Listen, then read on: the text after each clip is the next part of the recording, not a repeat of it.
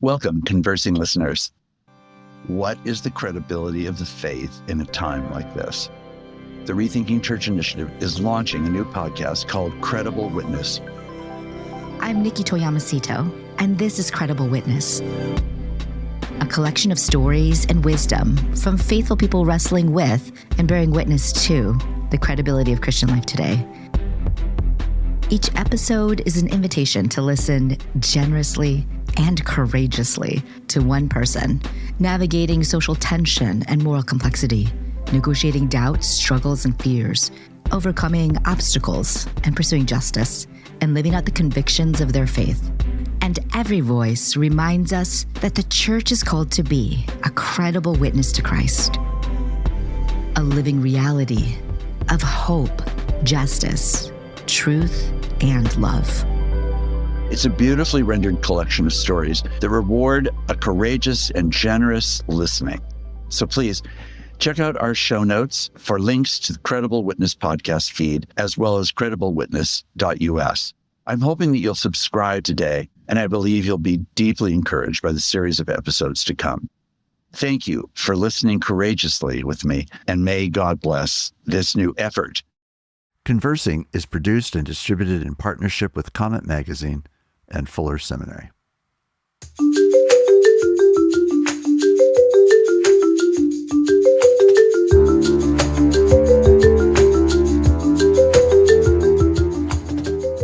I'm Mark Labberton. Welcome to Conversing.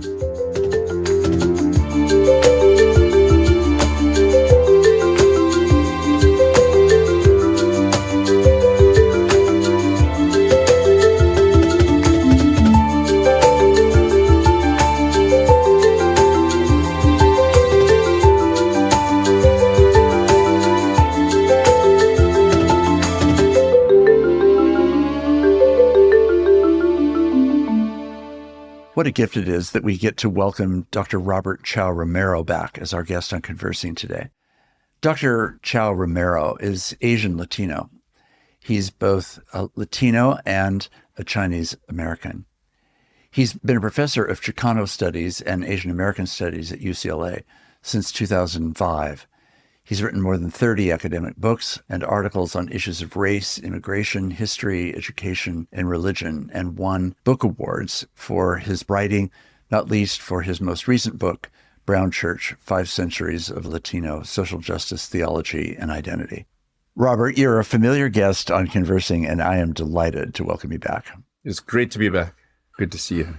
You know, all the work that you have written about the Brown Church, a book that you wrote a number of years ago, which has had tremendous reception, and I still think is maybe one of the most important books I've ever read on the history of the Latino church and its influence over 5 centuries, is just really a staggering resource. And I think it has helped me to understand the bigger picture of what's happening between Latin America and the United States and the way that they overlap and intersect. And this is your academic world. This is the work that you're constantly at. And I want to come to that in a minute, but let's just begin with being on the ground in Southern California as you are.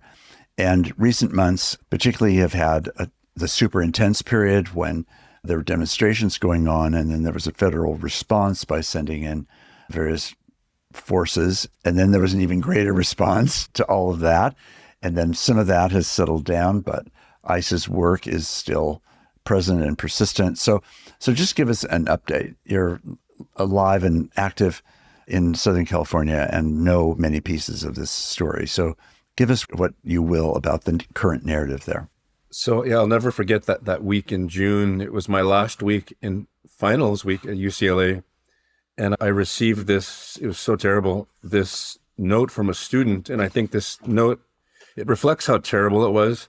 She was in finals and she wrote, "Our communities have been under attack. Friends and I have been tear gassed and injured as we stand with our communities who are being kidnapped and torn apart from their loved ones. I fear for my family and my undocumented community back home in East LA. I have not been able to resume my schoolwork and finals due to extreme stress, anxiety, mobilizing and checking in with my family and loved ones. another story from that time, that first super intense period, really hit me because it made me think of my own kids. But there was an 18-year-old high school student at Reseda High, Benjamin Marcelo Guerrero Cruz, and he was walking his dog. He's just entering his senior year, probably super excited about that. Walking his dog in Van Nuys, and ICE picked him up. He's a U.S. citizen. He told them, yeah, I'm a U.S. citizen and so forth. They arrested him. They detained him, and a state senator and his parents intervened to say, hey, he's a U.S. citizen and so forth. But by the next day, despite all that, they shipped him off to Arizona without telling anybody. That's I remember that super intense period. Another story in Pasadena, there were eight men, I believe it was, Latino men sitting on a bus stop, and masked men, with guns, just come to the bus stop. They're just sitting there waiting for the bus, and just took them all away. Like that, those are stories from kind of the most sort of intense period. And then there was a period where there was a federal judge that said, hey, you can't do this. You can't racially profile people. And that kind of paused things for a bit, but then it kept getting worse though, because just frankly, that order was just ignored. And at that point in time, people started, or ICE immigration started to target Home Depots and day laborer sites and car washes.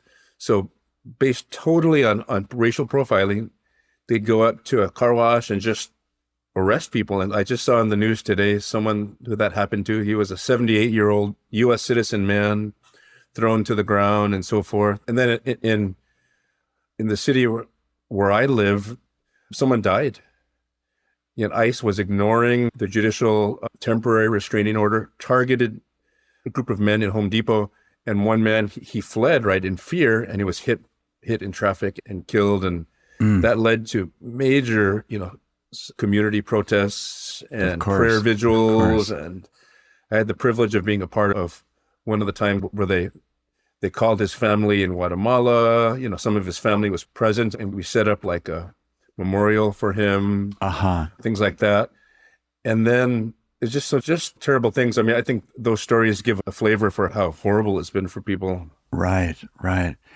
Robert, does it feel to you like it's just a continuous stream, or does it come in surges, or how does this actually unfold, would you say?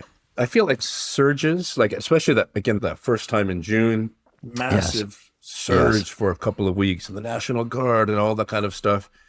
And then it was feel like a pretty continuous assault, car washes and Home Depots and things like that. At the current moment, I mean, there's not the big, huge things that make all the news all the time, although that's happening. I know we're focusing on Southern California, but just before I got on this call, I read in the newspaper, there was an African descent superintendent in another part of the country who was just arrested by ICE. It's crazy. It's just, and there's all these stories like that.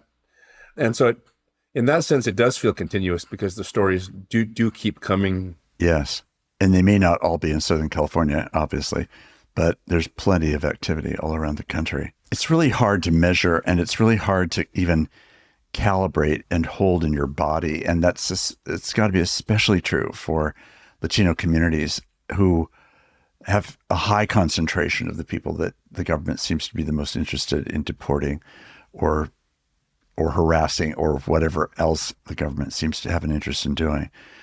It's really excruciating to watch. And I just am so grateful for your role and the role of many other people like Alexia Salvatierra at Fuller and others who are deeply engaged in this work and have been for years and will continue to be. Robert, what do you think? I mean, what does this cause you to think about? Just stepping back just from the immediacy and the trauma and the strategic steps that need to be taken to protect people. When you step back a little, how do you calibrate this moment? I kind of start thinking like a historian, and I realized this level of targeting of the Latino community has not happened since 1954 and something called Operation Wetback, where over 1 million people were deported in the space of probably a year and a half. Uh-huh. And, we've had bad times since then, obviously, in anti-immigrant immigration and so forth, but not like where U.S. citizens are just rounded up and disregarded, like where U.S. citizens, like I heard another story of like, he was a military, I think like he was a military veteran of one of the Middle East wars. He's just driving to work and he was arrested. And he said, I have my paperwork in my car. They wouldn't even let him get his paperwork and they just detained him and sent him to custody. Like, that is crazy. That is unprecedented. So yeah, this level of just blatant racial discrimination has not happened. Right. Even when you compare like the previous time this administration was in office, I remember back then there was a terrible story that had a happier ending then, but when a Latino pastor was about to be deported, his name was Pastor Noé Carillas, he was about to be deported, and, Dr. Alexia and many others, and it was there's a whole movement to try to stop his deportation. And as horrible as that was, he was eventually not deported. Right. Right. Now they're doing things like 1,000 times worse, right? Picking up high school students and U.S. citizens. And so it's quite unprecedented. So I think about the history of that. Yes. Yes. And then this is another topic, but I think about just how white Christian nationalism and the wedding of U.S. political identity and Christianity has just reached this crisis level. Right. Robert, one of the things it seems almost like a two-state solution in Israel-Palestine that now feels almost like it's ancient history because so much devastation has occurred. But when I think about, even at the time that I started as the president of Fuller, very shortly after I started was a demonstration, in part in relationship to that pastor that you just mentioned, and also an opportunity that Alexia Salvatierra invited me to accompany her to the LA facilities where he was being held. And at that time, it was still just imaginable that you could talk about trying to get to some kind of comprehensive immigration agreement, right? It seemed elusive. It was not in any way close to happening. Then there was that period, not that many years ago, when it really seemed like maybe there really was going to be an opportunity for a comprehensive solution. Then all of a sudden that evaporated like out of nowhere. And now it feels like it's completely off the table. Like nobody's talking about a comprehensive immigration solution. We're just trying to talk about deportation and getting rid of people. Am I misreading it, or is that how you would describe it? It's even worse because right. Not only do we not have any movement towards comprehensive immigration reform, but the rule of law is not being followed. That's even worse. So like you'll have so many judges that have ruled like, can't do that, can't do that, can't do that. And then those rulings are not obeyed. Right. That's where we're at right now. And then, of course, I mean, to make it even more complicated was after that judge in California said no racial profiling. Yes. Then the Supreme Court, a majority of the Supreme Court said, yes, you can racially profile. It was just, it's like unbelievable. Like that was unbelievable to me. Unbelievable. I agree. I'm glad I can say that on this program, and I'm not even trying to be political. It's just, that's what they said. Like, right. Right. It's just such a terrible circumstance. And I do know that you're a person who is deeply engaged in all the sociological realities of these things, and that you teach at UCLA in around Chicano studies and Latino studies that continuously keep your nose in both the history and the current reality of things. And then that you are a very active Christian and very engaged as a consequence of your faith in issues related to immigrants and all the immigration crisis that we've been talking about. I guess I'm just wondering, when you look at the horizon and have your best guess, where do you think this will be in another year, another 2 years, another 3 years? Do you have a sense of a long arc of direction, or does it just feel erratic and it will just be unstable is the main prediction?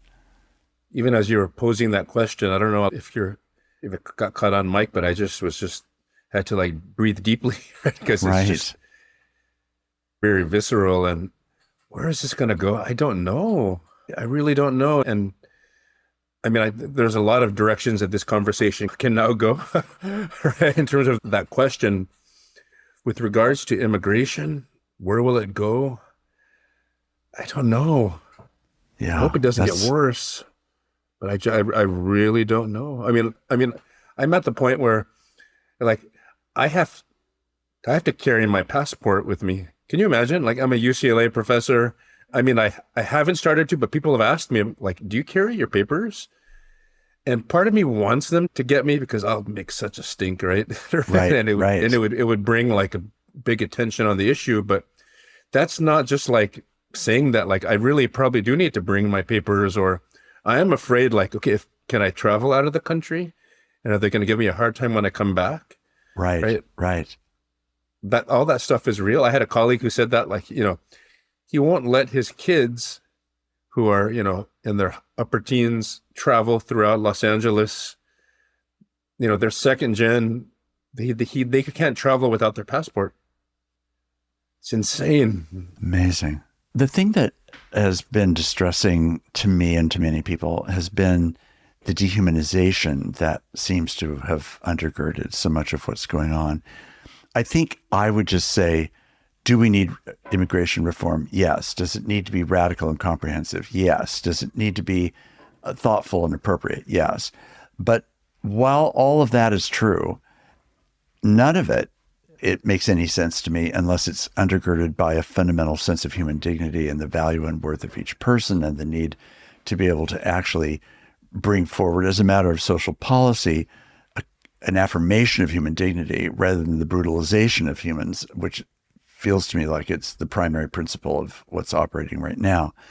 In protection, I think it's thought, in protection of a vulnerable set of Americans who need to be protected from those who are being misrepresented as consistently those who are the criminals, and et cetera, which isn't to say there aren't some who are criminals, but it's to say the vast majority are not criminals, and they don't show themselves as criminals, and there's nothing except survival and a better life that they are looking for. And they are providing profound services to the country in ways that we could not do without, in actual fact.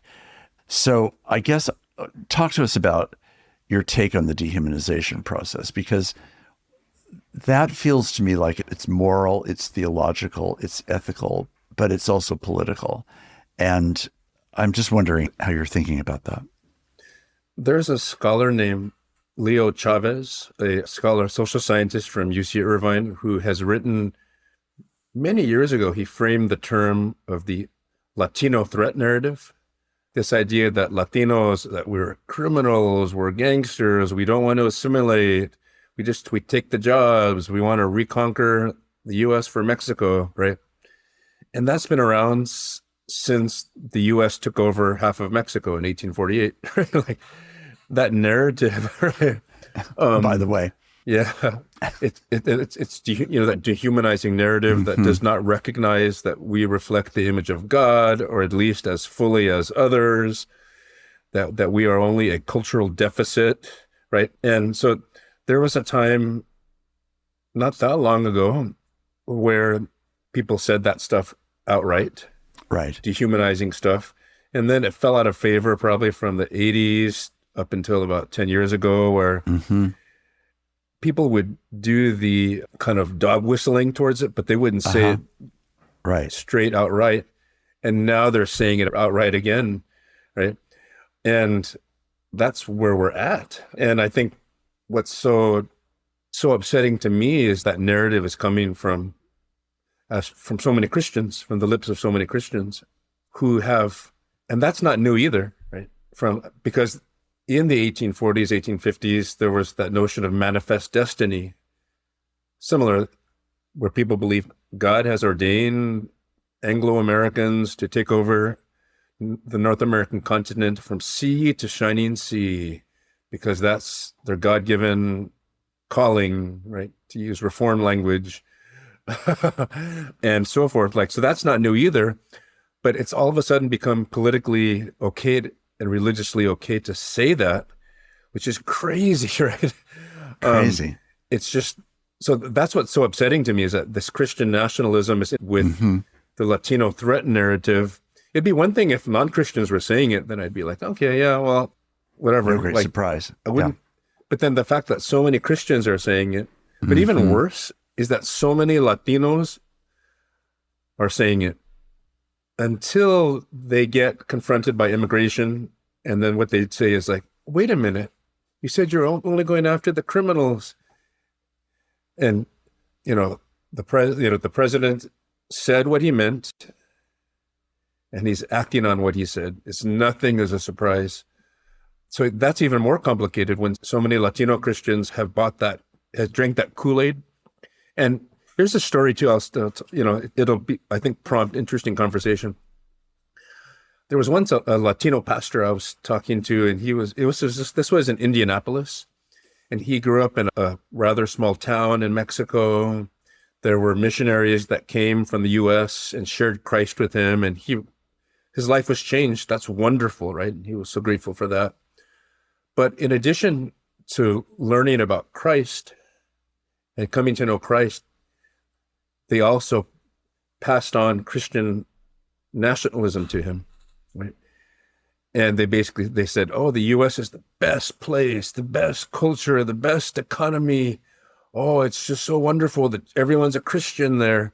So he told me, he said, back then I thought about it, and I said, if these two white Christians bring so much education and wealth and theological understanding to our little community, the U.S. must be heaven, right? Then he eventually got recruited to come to the U.S. from the same organization. And it was like he crashed into a wall, right? Went splat against a wall because he encountered racism, he encountered racial paternalism, and he had to leave that organization.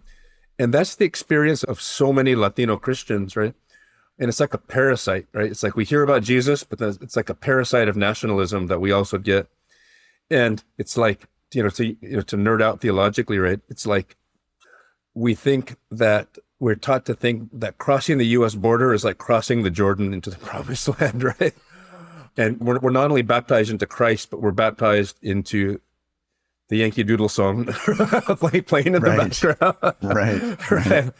And so that's what's really disturbing to me as well. I almost have no words after saying that. Right.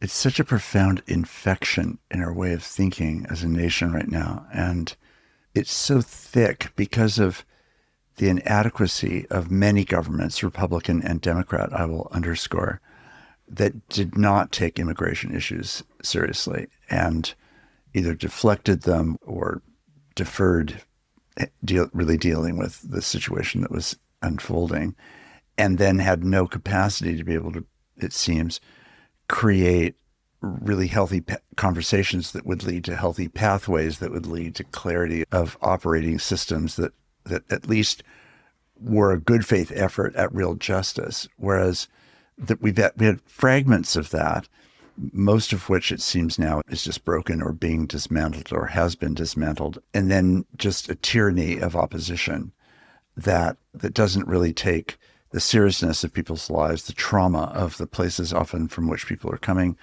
and the significance of their value, not only as human beings, which is first and foremost, but then the value actually that so much of the work of immigrants brings to the United States across the board, including, yes, a lot of Latino immigrants. And the fact that our country is like it in many ways was built on the backs of slaves. So our country in many ways today is being held together by the labor of Latinos who are standing in so many places, making American life work. And without their labor, their skill, their intelligence, their investment, their love, their beauty, we would be drastically poorer than we are as a nation. And yet the inability to see that as what it really is positively, and instead focus on the underlying criminality, which heavens knows exists in our own country and our own citizenry as well, is really a I just think it's a brutalizing thing. As you've been reflecting on this and thinking about the larger question, you and I both know that the Bible just says a ton about immigrants and God's compassion toward immigrants and his proximity. What kind of theological reflections have you been having as you've been thinking about these things? Yeah. This is a long project that I know you've been engaged in. Yeah. The first theological reflection that I've been thinking about for a while is the concept of migration as grace. Theology of migration as grace. And, like about 10 years ago, I said, what would happen if I just tried to read through the Bible and find every instance of someone migrating?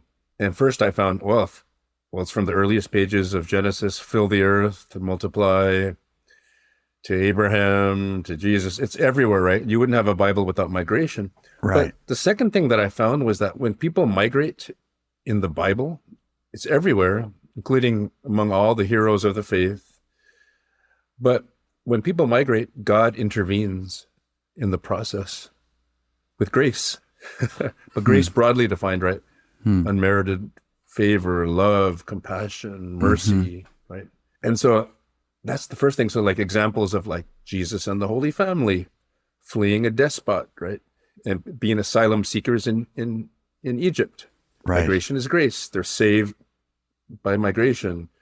Ruth and the scattered, apostles in the early church, like so many stories of, or like even in the opposite direction of where the migrants are the blessing to the host country, not just the migrants being blessed. So like Joseph being slave trafficked, and then through his prophetic gifts, being able to save, prophetic and administrative gifts, to save the whole population of Egypt and Canaan, right? Because predict the famine. Like migration is grace, like that theology, it's just there in Scripture, right?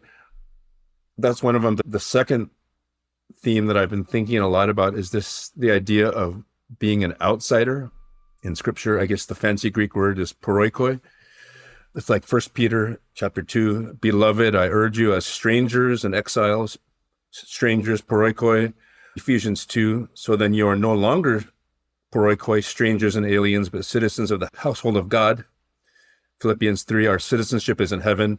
And really thinking through that, and it's been so meaningful to me. That's what I've been thinking about recently, that in Scripture and in the earliest church, that's how they thought of themselves, right? Okay, that we live alongside the world.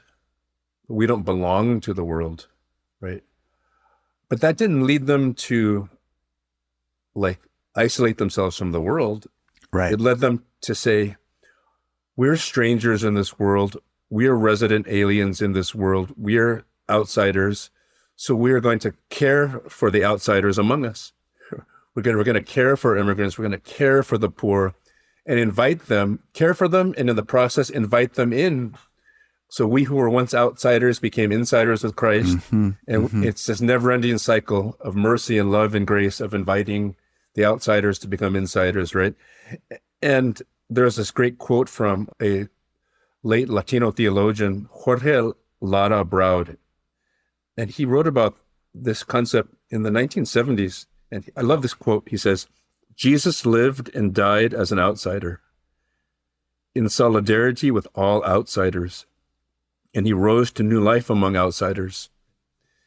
And this last part is a paraphrase, and nothing can stop the liberation of his kingdom of love and mercy and grace. And when I think about that's the way the early church saw it. Right. And not only that's how they embodied that in Xenodochias, right? To use a fancy term, Xenodochias, which were like the first social service centers for immigrants and the poor. They evolved into our modern hospitals. Even the term parish, I love that, right? Comes from that term, paroikoi. And then early bishops were called, overseers of paroikoi, overseers of the house of strangers, right? It's so awesome. Right. It's so rich. I'll just kind of stop there, but I just love that. I've been thinking about that nonstop for about 3 weeks. Right.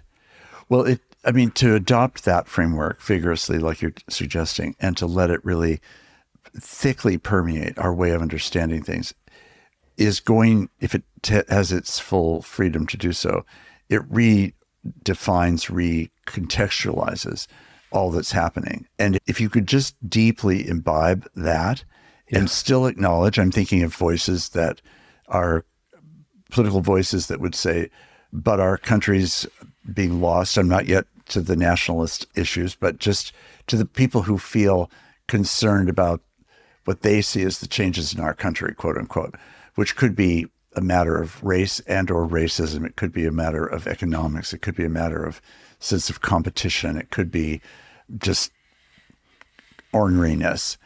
And in the context of that, that you don't surrender the place of law and order.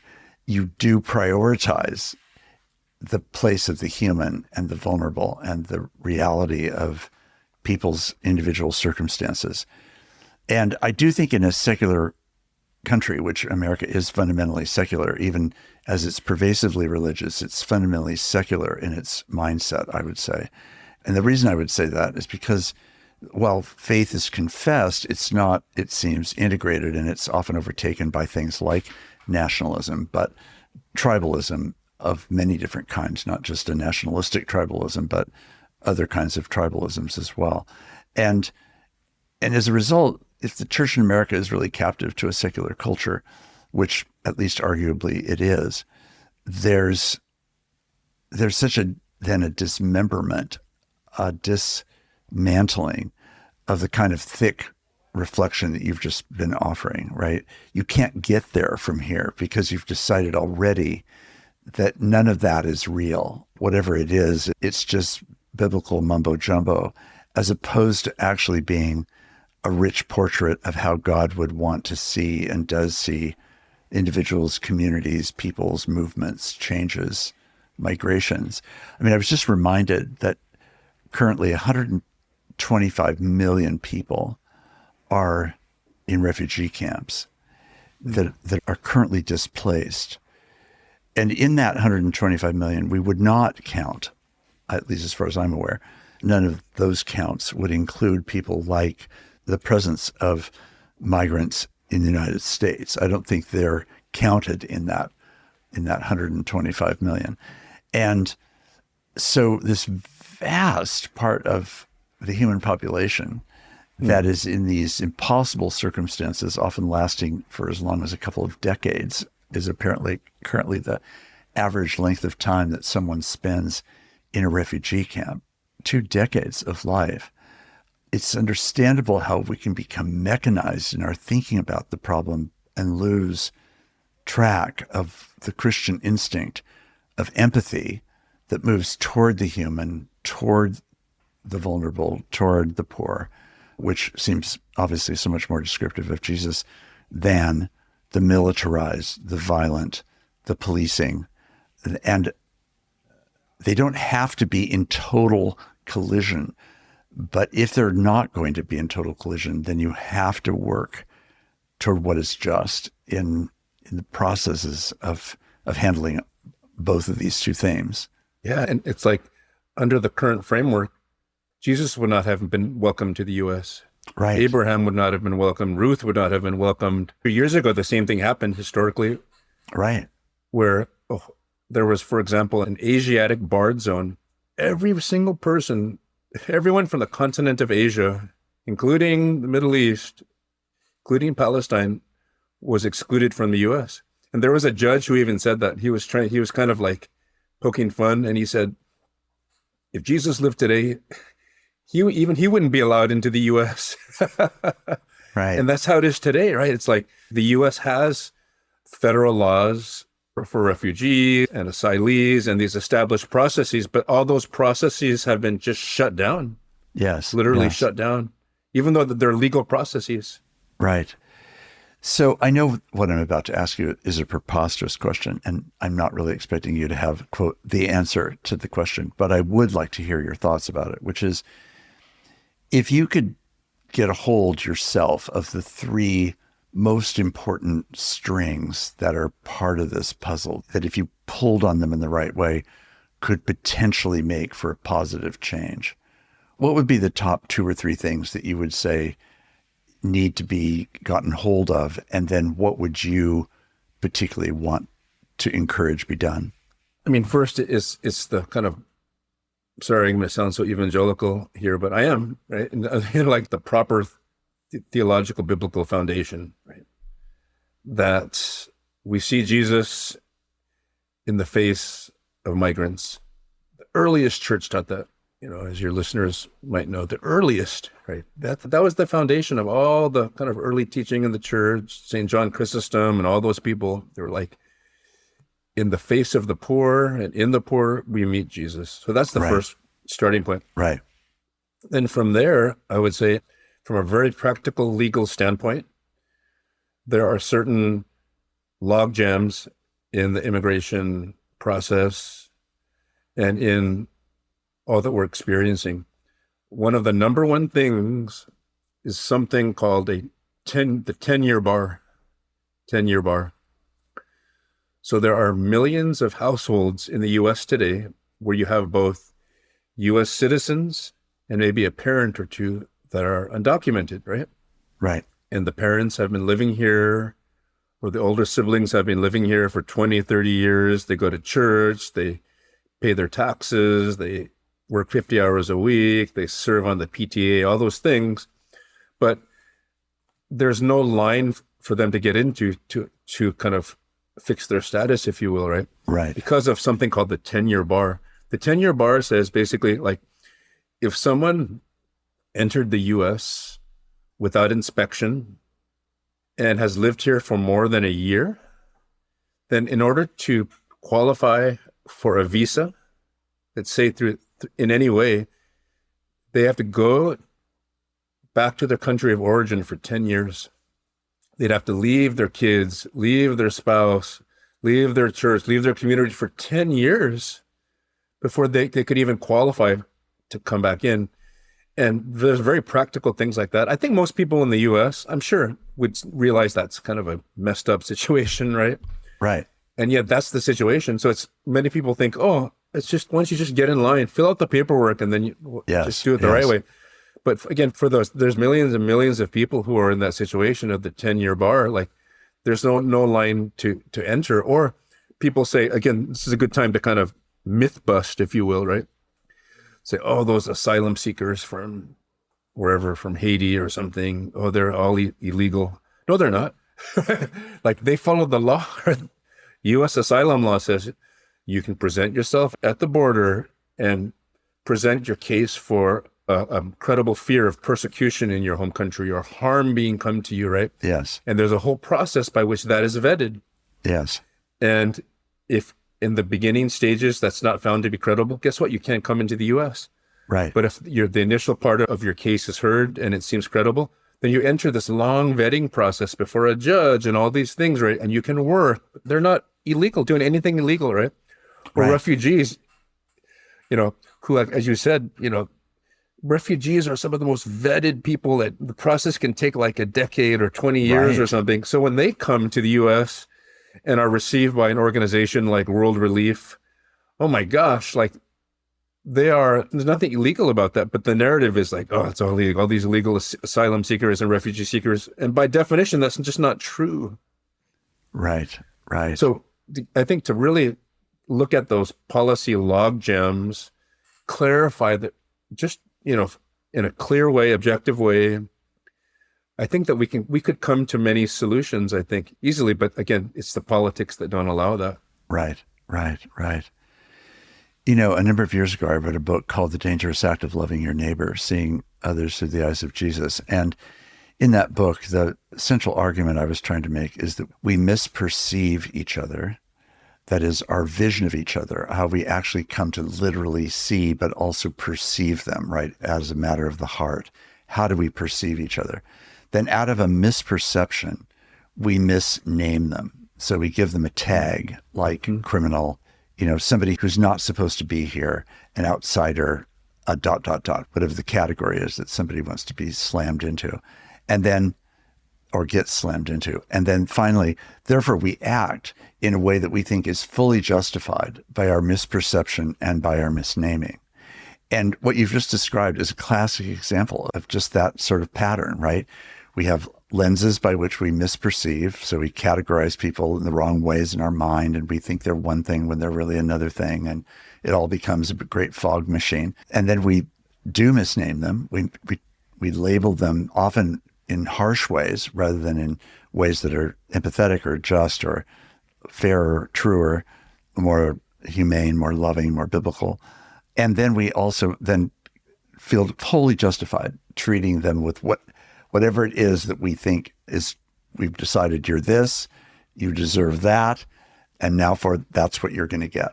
And the way that the government and many individuals within our country talk about people who are immigrants or refugees or asylum seekers falls into that very paradigm.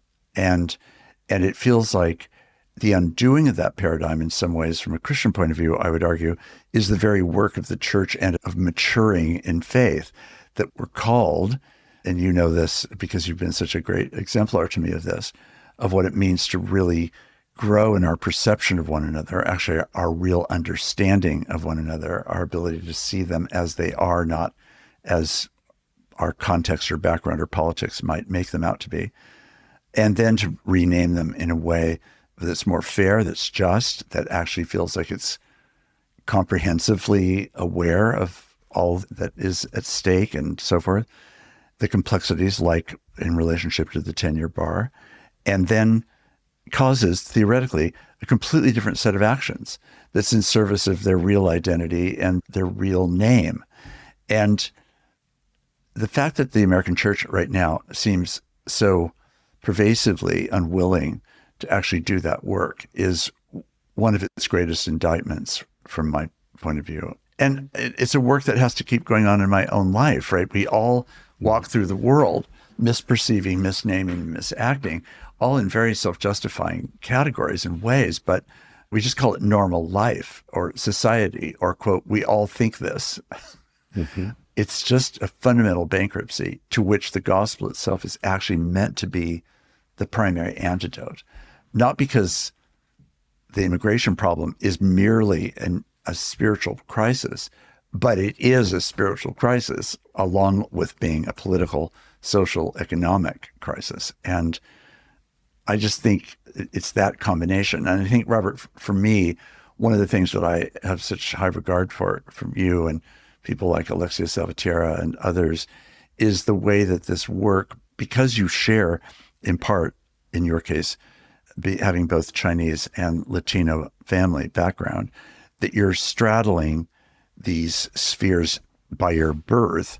But more than that, you actually straddle them really as disciples who are trying to lean in to the social reality that needs to be completely reperceived, renamed, and then re-responded to. What encourages you on in this work as a Christian in particular, especially given at the very least, the challenges that the church itself is raising, as well as the failure of the church? It is being with grassroots Christians in my bilingual church, La Fuente Ministries, right? Mm-hmm. And being able to go on Sunday morning with people who may have worked the all-night shift at the gas station, but they love Jesus and they're devoted to Jesus, and they come before they get any sleep and they're worshiping Christ, right? And to be inspired by their faith, mm-hmm. and the theology of like that. I love this from the Orthodox Church, the theology that when we're worshiping together, we're standing in heaven. Yes. We're standing in heaven with all the saints who have gone before us, all the saints throughout the world. They're cheering us on. We're all bowing before the Lamb, worshiping Christ, every tribe, language, nation, and tongue. That's what keeps me going. Yes, yes. Well, and I think that's where what you referred to as the theology of the outsider or migration as grace really must be very palpable. Oh, yeah. It's like, because we receive that grace, like from people who are considered outsiders by the world, are those that are inspiring my faith the most, teaching me about Jesus the most, modeling Christ mm-hmm. the most. Right, right. Christ outside the gate, as Orlando Costas, a Latino theologian, used to talk about. Christ outside the gate. Yeah, yeah. Robert, this has been a gift again. I'm provoked and disturbed by all that's going on. I, like many people who are listening to this podcast, get to live a life of a white person in America that frees me from the depths of some of the direct experiences. But I don't want it to separate me from the reality of brothers and sisters in Christ who are a part of the immigrant community in the United States, nor people who are not Christians, but who are fellow human beings who deserve to be treated with dignity and with justice. And I think we're in a crisis, as I think many people would say, probably for a whole set of different reasons. But I would say the crisis is what you and I have just been discussing.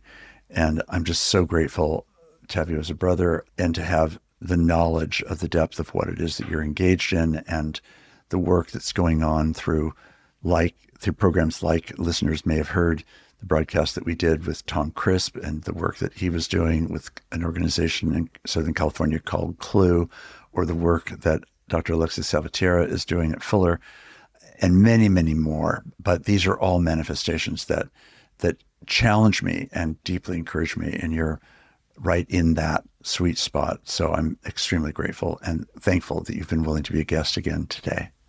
Thank you. Well, I'm so blessed to be here today and to be with all these amazing leaders. I'm just following their lead, including Marcos Canales from my church and Alexia, and so many others, so many wonderful people. Yes, yes. Rosa. Hallelujah. Yes, Rosa. Oh my gosh. Marcus. Oh my gosh. These are amazing people. God bless you, Robert, and thank you. Thanks, Mark.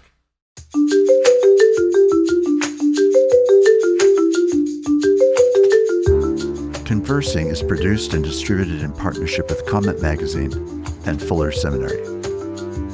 Peter Labberton is our engineer and editor. Evan Rosa is our producer.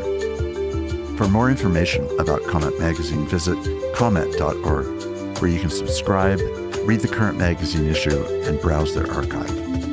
Fuller Seminary is an evangelical, multi-denominational graduate institution committed to providing indispensable formational education for diverse Christian leaders everywhere. For information, visit fuller.edu. I'm your host, Mark Labberton. Thanks for listening with me.